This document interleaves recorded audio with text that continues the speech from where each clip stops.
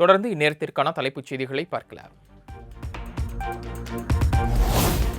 சென்னையின் 6வது நீர்த்தேக்கத்திற்கு அடிக்கல் நாட்டினார் முதலமைச்சர் மு க ஸ்டாலின்.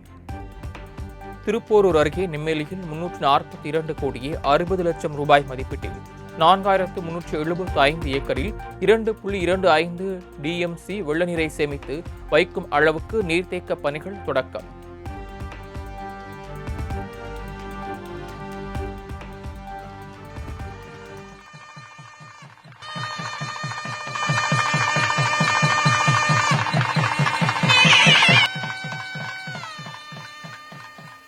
மாநிலம் முழுவதும் அரசு சாரா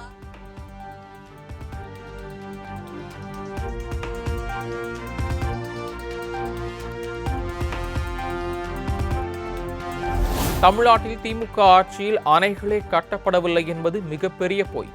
திமுக ஆட்சி காலத்தில் உப்பாறு, கருப்பாநதி, ராமநதி, அடவி நயினார் அணை, கடனாநதி உள்ளிட்ட 43 அணைகளின் பெயரை பட்டியலிட்டு முதலமைச்சர் மு க ஸ்டாலின் பேச்சு. 3 நீர்த்தேக்கங்களை உருவாக்கினவர் தான் நம்முடைய முத்தமிழறிஞர் கலைஞர் அவர்கள். நம்ம திராவிட மாடல் ஆட்சி அமைஞ்சு நீர்வளம் பெருக்க பல நடவடிக்கைகளை நம்ம தொடர்ந்து எடுத்துக்கிட்டு வரோம். கமண்டல நதி, வண்டல் ஓடை, ஆண்டியப்பனூர், நல்லதங்க.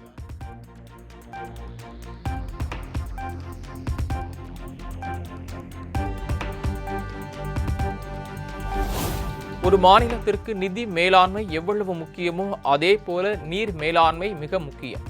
தமிழ்நாட்டில் நீர்வளத்தை மேம்படுத்துவதை பல்வேறு நடவடிக்கைகள் மேற்கொண்டுள்ளதாக முதலமைச்சர் பேச்சு. நிதி மேலாண்மையைப் போலவே இப்பொழுது நீர் மேலாண்மையும் மிக மிக முக்கியம்.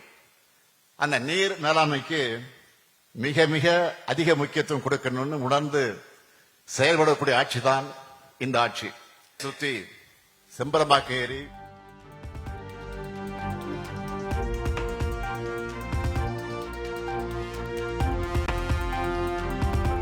டெல்லி சென்றடைந்த தாவேகா தலைவர் விஜயிடம் 2வது முறையாக சிபிஐ அதிகாரிகள் தீவிர விசாரணை. கரூர் சம்பவத்தன்று தாமதமாக வந்தது ஏன், கூட்டம் அதிகமாக இருந்தும் தொடர்ந்து முன்னேறியது ஏன் என அடுக்கடுக்கான கேள்விகளை கேட்டு துளைத்தெடுக்கும் சிபிஐ அதிகாரிகள்.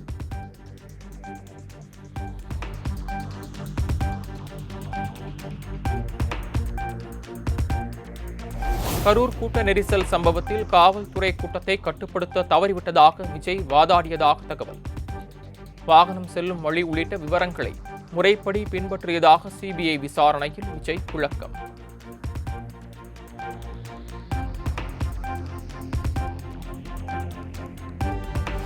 கரூர் பெருந்துயரம் தொடர்பான குற்றப்பத்திரிகையில் தாவேகா தலைவர் விஜயின் பெயரை சேர்க்க திட்டம்.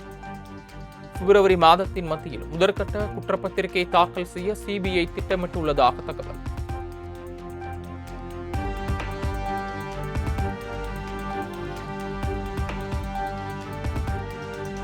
நாற்பத்தோரு பேர் உயிரிழந்த பெருந்துயரம் தொடர்பாக கரூர் தான்தோன்றி மலையில் உள்ள அலுவலகத்தில் சிபிஐ விசாரணை. விசாரணைக்காக 3 பெண் காவல் உதவி ஆய்வாளர் உட்பட 9 காவலர்கள் ஆஜர்.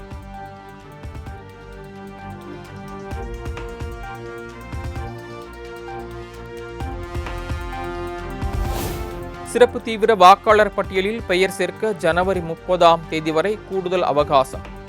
தேர்தல் ஆணையம் விடுத்த கடைசி தேதி நேற்றுடன் நிறைவடைந்த நிலையில் தேர்தல் ஆணையம் அறிவிப்பு.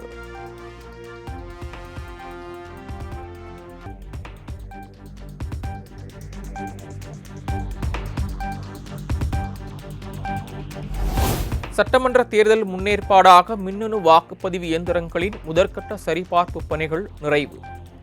1,75,000 இயந்திரங்கள், 1,10,000 கட்டுப்பாட்டு அமைப்புகள், 1,16,000 விவிபேட் இயந்திரங்களில் சோதனை நிறைவு.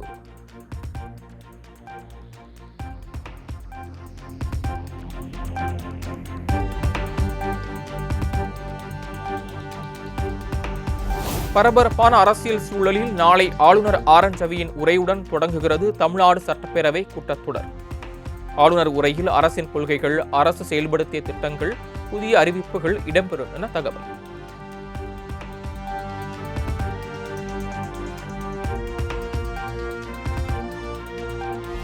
தமிழ்நாட்டில் 500க்கும் 100க்கும் மேற்பட்ட பொறியியல் கல்லூரிகள் இருந்தும் தரமான கல்வி இல்லாத நிலை நீடிப்பதாக ஆளுநர் ஆர் என் ரவி கருத்து.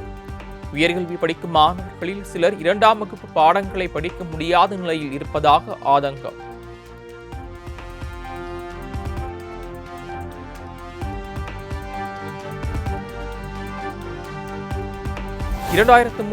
ஆண்டில் ஓய்வூதிய திட்டத்தை ரத்து செய்து அரசு ஊழியர்களின் எதிர்காலத்தையே நிர்மூலமாக்கிய அதிமுக இப்போது ஏன் நீலி கண்ணீர் வடிக்கிறது? அரசு ஊழியர்களை கொச்சைப்படுத்துவதையே வாடிக்கையாக வைத்திருக்கும் பழனிசாமி ஏன் பதறுகிறார் என அமைச்சர் அன்பில் மகேஷ் பொய்யாமொழி கேள்வி.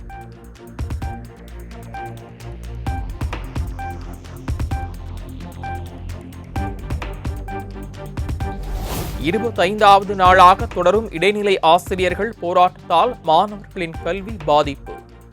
யார் நலனிலும் திமுக அரசுக்கு அக்கறை இல்லை என பாமக தலைவர் அன்புமணி கேள்வி.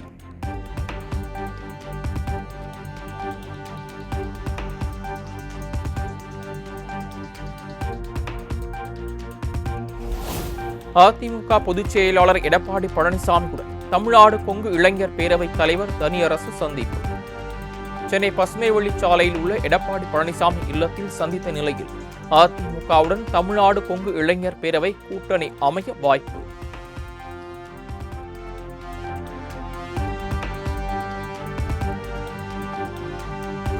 குடியரசு தினம் நெருங்குவதையொட்டி சென்னை காமராஜர் சாலையில் கோலாகலமாக நடைபெற்ற அணிவகுப்பு ஒத்திகை. கடும் குளிரையும் பொருட்படுத்தாமல் வீரதீர சாகசங்களை செய்த முப்படை வீரர்கள், கலை நிகழ்ச்சிகளை நிகழ்த்திய மாணவர்கள்.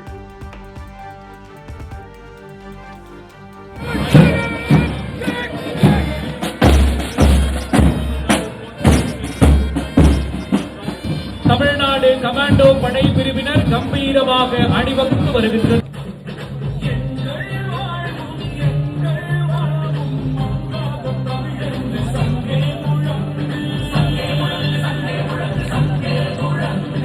வீரர்கள்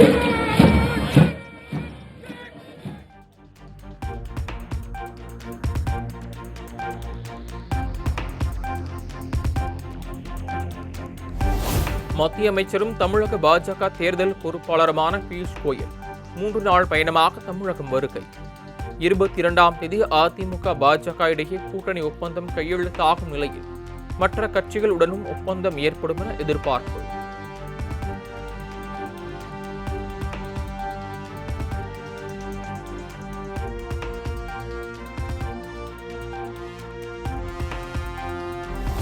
சட்டமன்ற தேர்தல் நெருங்கிய நிலையில் தனது ஆதரவாளர்களுடன் ஆலோசனை நடத்திய சசிகலா.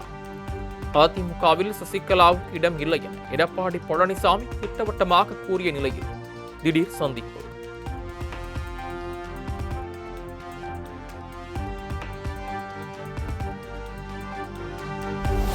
கூட்டணி தர்மத்தின் அடிப்படையில்தான் அதிமுகவிலிருந்து பிரிந்தவர்கள் மீண்டும் சேர்ப்பதற்கு பாஜக முயற்சி எடுக்கிறது.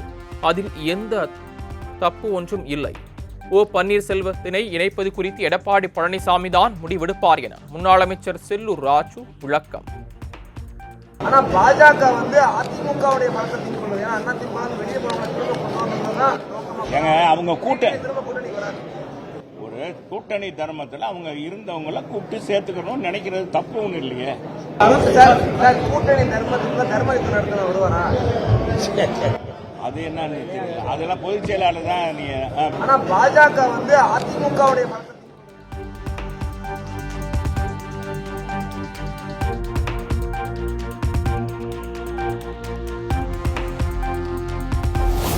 பராசக்தி படத்தில் சிவகார்த்திகேயன் ஏற்றிருந்த செழியன் கதாபாத்திரம் தன்னுடையதுதான்.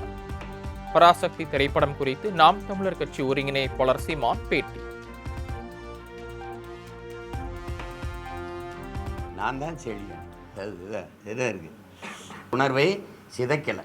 கடைசியாக முடிக்கும்போது தமிழ் வாழ்கன்னு ஒரு திரைப்படம் சொல்லுதுன்னா பாராட்டணும். செழியன் அந்த கதாபாத்திரம் குறைவா இல்லை ஒரு வேலை இருந்திருக்கலாமா?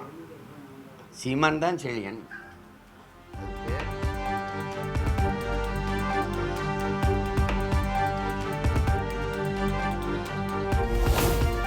பழங்குடியினர் சான்றிதழ் வழங்கவில்லை என்றால் ஆதார் கார்டுகளை அரசிடமே திரும்ப ஒப்படைத்து விடுவோம் என காட்நாயக்கர் சமுதாயத்தினர் போராட்டம். ராமநாதபுரம் மாவட்ட கலெக்டர் அலுவலகத்தின் முன்பு 3000க்கும் மேற்பட்டோர் முற்றுகையிட்டதால் பரபரப்பு.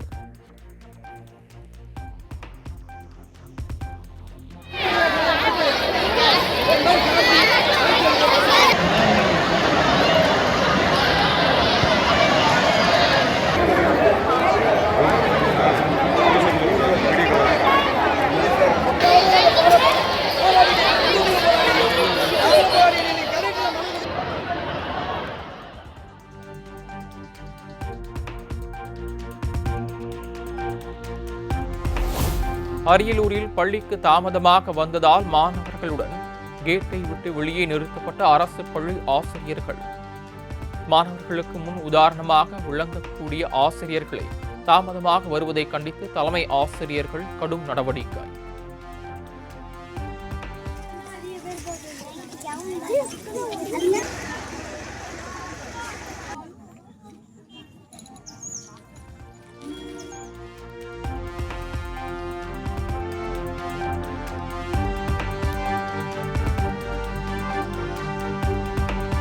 பொங்கல் விடுமுறை முடிந்து பல்வேறு மாவட்ட மக்கள் சென்னை திரும்பியதால் கிளாம்பாக்கத்தில் அலைமோதிய பயணிகள் கூட்டம். மாநகர பேருந்துகளை கூடுதலாக இயக்குமாறு அரசுக்கு கோரிக்கை விடுப்பு.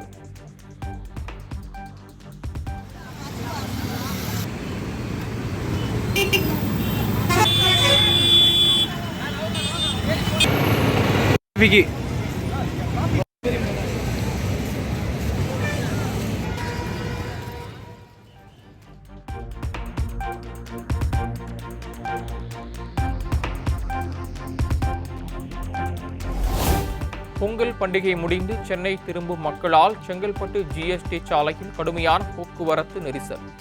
சிங்கப்பெருமாள் கோயில் முதல் திருத்தேரி மகேந்திரா சிட்டி வரை 3 கிலோமீட்டருக்கு அணிவகுத்து நிற்கும் வாகனங்கள்.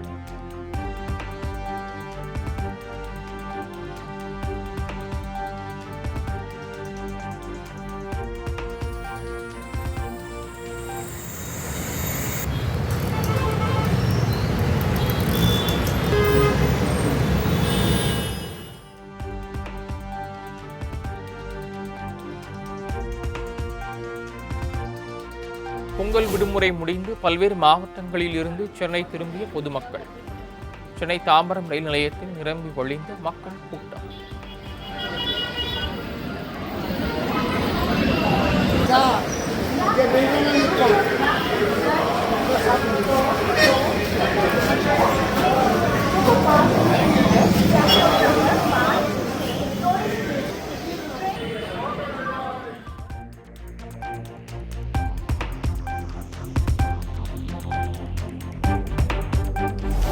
பொங்கல் விடுமுறை முடிந்து திருவண்ணாமலையிலிருந்து சென்னை, பெங்களூரு உள்ளிட்ட நகரங்களுக்கு படையெடுத்த மக்கள். போதிய பேருந்து வசதிகள் இன்மையால் 2 மணி நேரமாக நடு ரோட்டில் காத்திருக்கும் நிலையில் கூடுதல் பேருந்துகளை இயக்குமாறு பயணிகள் கோரிக்கை.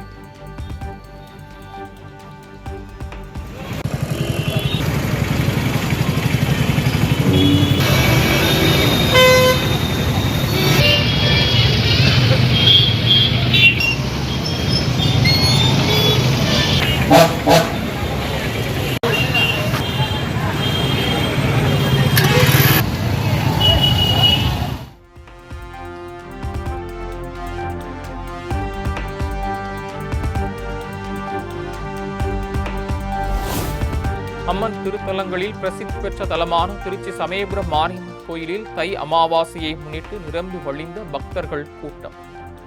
நேற்றிரவு 9 மணிக்கு கோயில் நடை சாத்தப்பட்டதால் தரிசனத்திற்கு காத்திருந்த நூற்றுக்கணக்கான பக்தர்கள் அம்மனை தரிசிக்க முடியாமல் ஏமாற்றம்.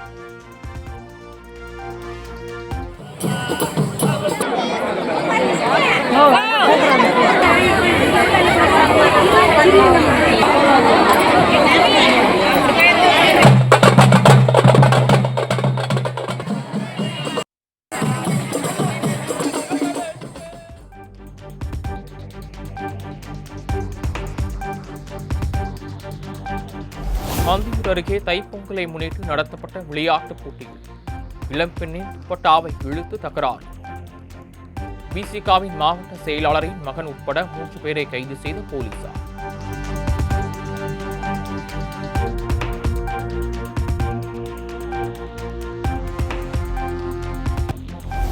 பாஜக தேசிய தலைவர் தேர்தலுக்கு இன்று வேட்புமனு தாக்கல். செயல் தலைவர் நிதின் நவீன் போட்டியின்றி தேர்வாக வாய்ப்பு.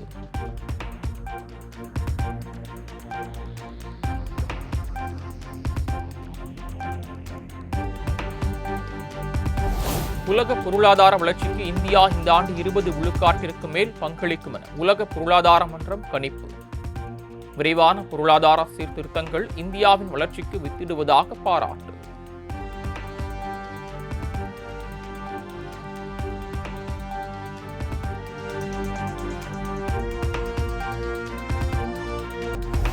சென்னையில் ஆபரண தங்கத்தின் விலை சவரனுக்கு 1360 உயர்ந்து 1,07,600க்கு விற்பனை.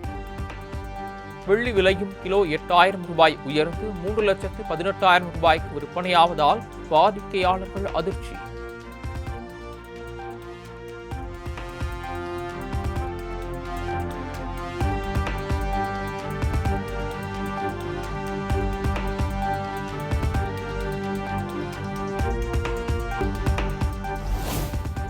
சென்னை மாநகராட்சி மற்றும் நாம் ஃபவுண்டேஷன் சார்பில் என் மெரினா தூய்மை திட்ட தொடக்க நிகழ்ச்சி.